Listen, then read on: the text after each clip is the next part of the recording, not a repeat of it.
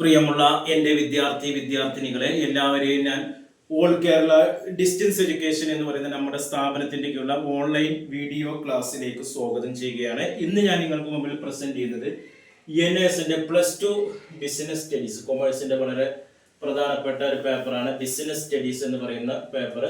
അതിൻ്റെ previous year question paper solved ആണ് അവതരിപ്പിക്കുന്നത്. 2024 ഒക്ടോബർ ബാച്ച് നടന്ന എക്സാമിൻ്റെ ആണ്. ഓരോ ക്വസ്റ്റ്യൻസിനും 5 മാർക്ക് വെച്ചിട്ടാണ് വരുന്നത്. ഓക്കെ, ആദ്യമായിട്ട് എൻ്റെ വീഡിയോ കേൾക്കുന്ന എല്ലാവരും ലൈക്ക് ചെയ്യുക, ഷെയർ ചെയ്യുക, കമൻറ്റ് ചെയ്യുക, സബ്സ്ക്രൈബ് ചെയ്യുക. 2024 ഏപ്രിലാണ് ആദ്യമായി ന്യൂ സിലബസ് അനുസരിച്ചുള്ള എക്സാം നടക്കുന്നത്. രണ്ടാമത് 2024 ഒക്ടോബറിലും ഇനി മൂന്നാമതായി 2025 ഏപ്രിലുമാണ്. മൊത്തം നമുക്ക് 23 ചാപ്റ്ററാണ് പഠിക്കേണ്ടത്. മൊത്തം 23 ചാപ്റ്ററാണ് പുസ്തകത്തിലുള്ളത്. അതിൻ്റെ 60% ഏകദേശം 14 ലെസൺ മാത്രം നിങ്ങൾ കവർ ചെയ്താൽ മതി. അത് നിങ്ങളുടെ ഗൈഡിൻ്റെ ഫസ്റ്റ് പേജിൽ കൊടുത്തിട്ടുണ്ട്. ഇല്ലെങ്കിൽ സൈറ്റിൽ സിലബസിൻ്റെ അപ്ഡേഷൻ നമുക്ക് കാണാൻ കഴിയുമെന്നതാണ്.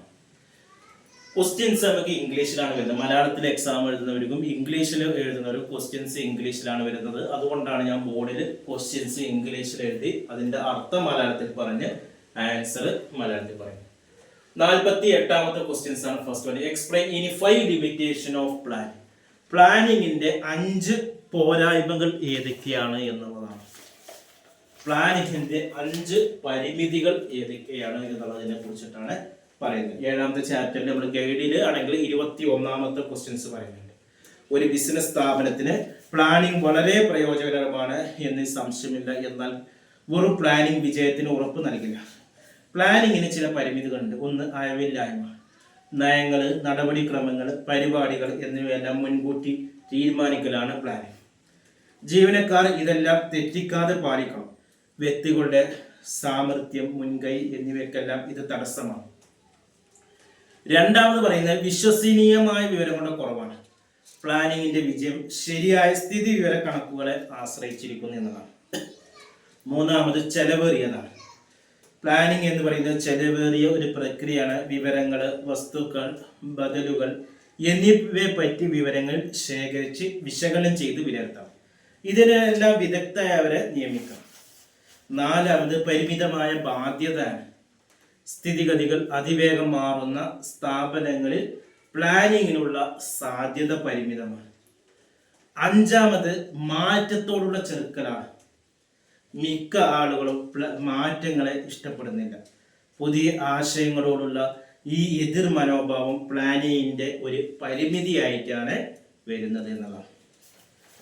ഇനി ഇത് അറിയാത്തവരാണെങ്കിൽ the process of organising consist of certain step explain ആണ്. ഓർഗനൈസിങ്ങിന്റെ സ്റ്റെപ്സുകൾ ഏതൊക്കെയാണ്, ഓർഗനൈസിങ് പ്രോസസ്സിങ്ങിന്റെ സ്റ്റെപ്പുകൾ ഏതൊക്കെയാണെന്നുള്ളത് അത് എക്സ്പ്ലെയിൻ ചെയ്യാൻ പറഞ്ഞത്.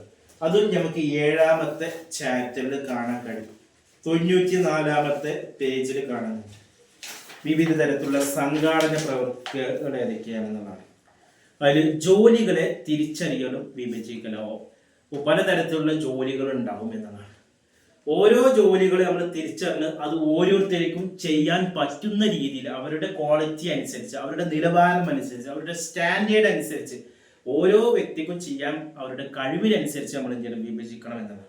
പിന്നെ ഡിപ്പാർട്ട്മെന്റലൈസേഷൻ ആണ്. ഫൈനാൻസ് വേണ്ട, മാർക്കറ്റിംഗ്, HR, പ്രൊഡക്ഷൻ, ഇങ്ങനെ വെവ്വേറെ ഡിപ്പാർട്ട്മെന്റുകളായി തരംതിരിച്ച് അവിടെ ചുമതലകൾ ഏൽപ്പിക്കും. പിന്നെ വരുന്നതാണ് ചുമതലകൾ ഏൽപ്പിക്കുന്നത്. ഡിപ്പാർട്ട്മെന്റ് ഇത് കഴിഞ്ഞാൽ പ്രൊഡക്ഷന് ഉൽപാദനവുമായി ബന്ധപ്പെട്ട, ഫിനാൻസിന് ധനകാര്യവുമായി, ഫണ്ട് മാനേജ്മെന്റുമായി ബന്ധപ്പെട്ട കാര്യങ്ങൾ.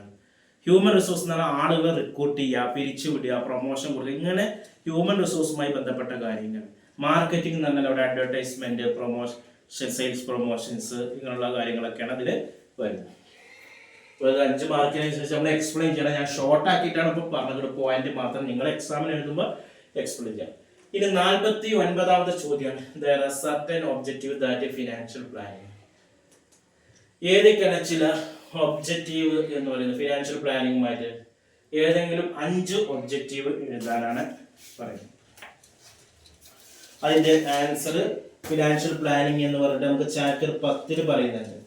എന്താണ് ഫിനാൻഷ്യൽ പ്ലാനിങ്ങിന്റെ ഒബ്ജക്റ്റീവ് ഏതൊക്കെയാണെന്നുള്ളതാണ് പറയുന്നത്. അപ്പൊ എന്താണ് ഈ ഫിനാൻഷ്യൽ പ്ലാനിങ് എന്താണെന്നുള്ളത് നമുക്ക് ആദ്യം അറിയാം, എന്നിട്ടാണ് നമ്മൾ അതിന്റെ ഒബ്ജക്റ്റീവ്സ് പറയുന്നത്. ഫിനാൻഷ്യൽ പ്ലാനിങ് എന്ന് പറഞ്ഞാൽ എന്താണ്? ഫിനാൻഷ്യൽ മാനേജ്മെന്റിന്റെ പ്രധാനപ്പെട്ട ധർമ്മങ്ങളിൽ ഒന്നാണ് ഫിനാൻഷ്യൽ പ്ലാൻ. ആകെ വേണ്ട ധനത്തിന്റെ അളവ് കണക്കാക്കുക, ധനശേഖരത്തിന്റെ രീതി നിശ്ചയിക്കുക, ധനത്തിന്റെ ശരിയായ വിനിയോഗം തീരുമാനിക്കുക എന്നിവ അടങ്ങുന്ന പ്രക്രിയയാണ് ധനകാര്യ ആസൂത്രണം. സ്ഥാപനത്തിന്റെ ധനപരമായ പ്രവർത്തനങ്ങൾ സംബന്ധിച്ച ലക്ഷ്യങ്ങൾ, നയങ്ങൾ, പരിപാടികൾ, നടപടിക്രമങ്ങൾ, ബഡ്ജറ്റ് എന്നിവ നിർണ്ണയിക്കുന്ന പ്രക്രിയയാണ് ഫിനാൻഷ്യൽ പ്ലാനിങ് എന്ന പേരിൽ അറിയപ്പെടുന്നത്. ഇനി അതിന്റെ ഒബ്ജക്റ്റീവ് എന്ന് പറഞ്ഞാൽ ഒന്ന് അണ്ടർസ്റ്റാൻഡിങ് യുവർ ഫിനാൻഷ്യൽ നേച്ചറാണ്. രണ്ടാമത്തത് സെറ്റ് ഗോൾ, ലക്ഷ്യം നിർണ്ണയിക്കുക. 3 അനലൈസ് യുവർ കറന്റ് സിറ്റുവേഷൻ, നിലവിലുള്ള സിറ്റുവേഷൻ എന്താണെന്ന് നിശ്ചയിക്കുക. 4 develop A plan. 5 implement your plan. 6 monitor your progress. 7 reverse your plan എന്നൊക്കെയാണ് പറയുന്നത്. ഇനി അടുത്ത ചോദ്യമാണ്, ഇത് അറിയാത്തവരാണെങ്കിൽ സ്റ്റേറ്റ് ഇനി 5 point of important of financial പ്ലാനിങ്ങിന്റെ ഇമ്പോർട്ടൻസുമായി ബന്ധപ്പെട്ട കാര്യങ്ങളാണ് ചോദിക്കുന്നത്. ഫിനാൻഷ്യൽ പ്ലാനിങ് ഫിനാൻഷ്യൽ മാനേജ്മെന്റിന്റെ പ്രധാനപ്പെട്ട ധർമ്മങ്ങളിൽ ഒന്നാണ് ഫിനാൻഷ്യൽ പ്ലാനിങ്. ധനകാര്യത്തിന്റെ പ്ലാനിങ് പ്രക്രിയ ഉപയോഗിക്കുമ്പോൾ അതിന് ഫിനാൻഷ്യൽ പ്ലാനിങ് എന്ന് പറയുന്നത്. ബിസിനസ് പ്രവർത്തനങ്ങൾ ഫലപ്രദമായും കാര്യക്ഷമമായും തുറന്നു പോകുന്നതിന് വേണ്ട ശരിയായ മൂലധനം സമ്പാദിക്കാൻ ഇത് സ്ഥാപനത്തിന് ശേഷിയുണ്ടാകും.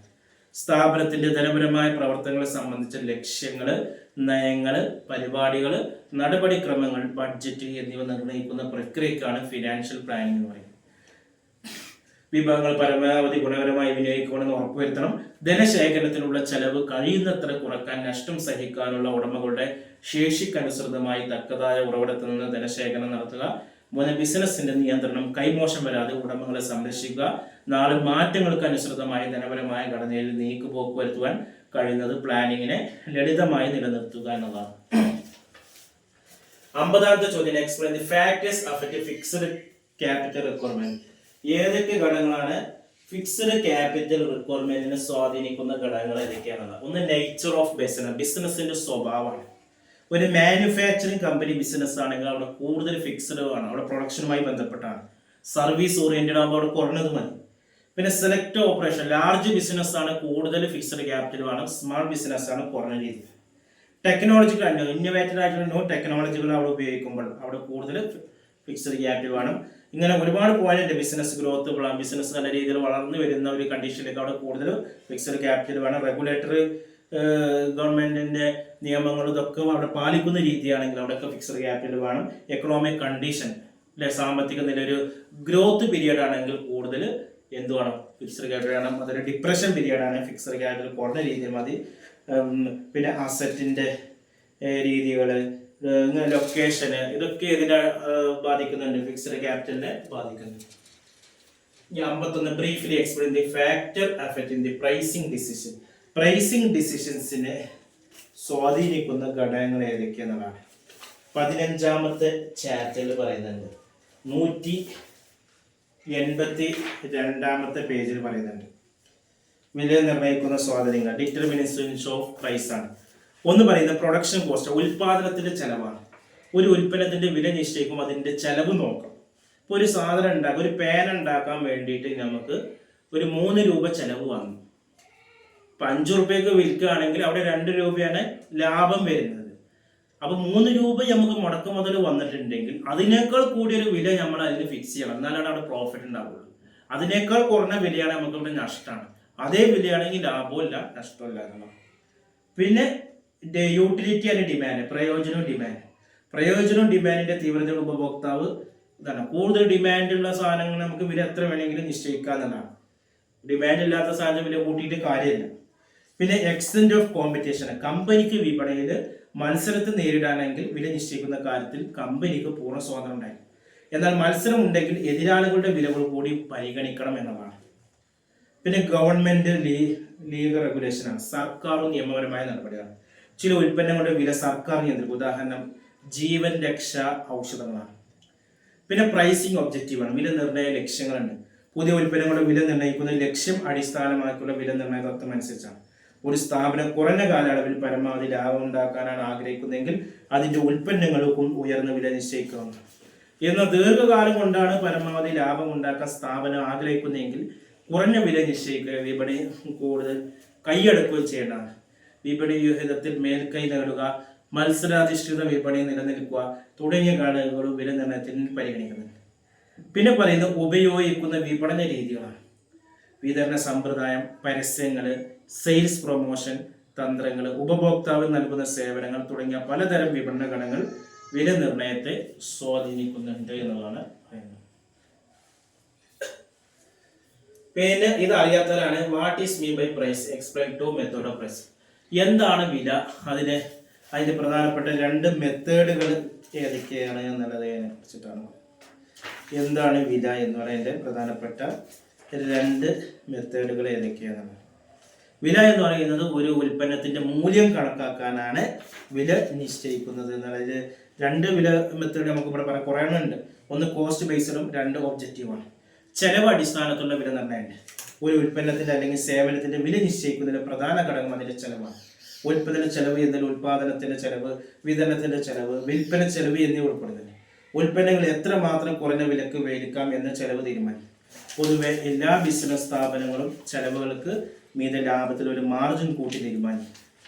പിന്നെ ലക്ഷ്യങ്ങൾ അടിസ്ഥാനമാക്കിയുള്ള വില നിർണ്ണയമാണ്. പുതിയ ഉൽപ്പന്നങ്ങളുടെ വില നിർണ്ണയിക്കുന്നത് ലക്ഷ്യം അടിസ്ഥാനമാക്കിയുള്ള വില നിർണ്ണയ തത്വം അനുസരിച്ചാണ്. ഒരു സ്ഥാപനം കുറഞ്ഞ കാലയളവിൽ പരമാവധി ലാഭം ഉണ്ടാക്കാനാണ് ആഗ്രഹിക്കുന്നതെങ്കിൽ അതിൻ്റെ ഉൽപ്പന്നങ്ങൾക്കും ഉയർന്ന വില നിശ്ചയിക്കാണ്. എന്നാൽ ദീർഘകാലം കൊണ്ടാണ് പരമാവധി ലാഭം ഉണ്ടാക്കാൻ സ്ഥാപനം ആഗ്രഹിക്കുന്നതെങ്കിൽ കുറഞ്ഞ വില നിശ്ചയിക്കുകയും വിപണി കൂടുതൽ കൈയെടുക്കുകയും ചെയ്യേണ്ടതാണ്. വിപണി വിഹിതത്തിൽ മേൽക്കൈ നേടുക, മത്സരാധിഷ്ഠിത വിപണിയിൽ നിലനിൽക്കുക തുടങ്ങിയ ഘടകങ്ങളും വില നിർണ്ണയത്തെ പരിഗണിക്കുന്നത്. ഇത്രയാണ് വരുന്നത്. ഇനി ഇതുമായി ബന്ധപ്പെട്ട് എന്തെങ്കിലുമൊക്കെ സംശയം ഉണ്ടെങ്കിൽ ചോദിക്കാവുന്നതാണ്. എല്ലാ വിഷയങ്ങളുടെ മലയാളത്തിലുള്ള ഗൈഡുകൾ നമ്മുടെ കയ്യിൽ അവൈലബിൾ ആണ്.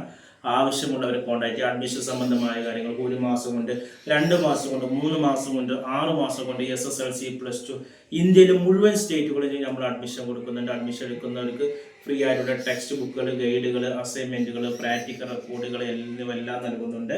അതേപോലെ തന്നെ ബോസ് എഡ്യൂക്കേഷൻ്റെ ഓൺലൈനായി പരീക്ഷ എഴുതാൻ പറ്റുന്ന SSLC +2 നൽകുന്നുണ്ട്. അതേപോലെ തന്നെ ഇഗ്നോ ശ്രീനാരായണ ഗുരു യൂണിവേഴ്സിറ്റി ഡിഗ്രി PG അഡ്മിഷനും നൽകുന്നുണ്ട്. ഇതിലൊക്കെ കൂടുതൽ ബന്ധപ്പെടാൻ വേണ്ടി എൻ്റെ വാട്സപ്പ് നമ്പർ നമ്മുടെ ചാനലിൻ്റെ ഡിസ്ക്രിപ്ഷൻ ബോക്സ് നൽകുന്നുണ്ട്. അതിൽ കോൺടാക്ട് ചെയ്യുക 9037114679. Okay, thank you.